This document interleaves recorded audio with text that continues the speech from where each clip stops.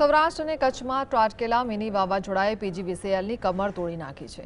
Chief engineer PJ મહેતાના જણાવ્યા અનુસાર કુદરતી આફતમાં અંદાજે 800 વીજપોલ ધરાશાયી થયા છે અને 28 ટ્રાન્સફોર્મરને નુકસાન પહોંચ્યું છે, જેના કારણે તંત્રને 1 કરોડ રૂપિયાનું નુકસાન થયું છે। કુલ 2645 ગામોમાં અંધારપટ છવાયો હતો, જેમાંથી 2440 ગામોમાં વીજળી પુનર્સ્થાપિત કરી દેવામાં આવી છે।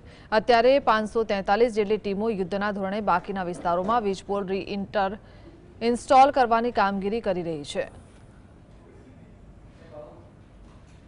સાંજ સુધી ધ્યાન રાખવું કારણ કે એ માણસ જ્યારે કામ કરતો હોય ને એને ધ્યાન રાખવું જરૂરી। અમે એવું છે ટેકનિકલ કોઈ નો સમજતો એને એમ કે તમે જ આપો વીજળી, તમે જ લાવો પાછી।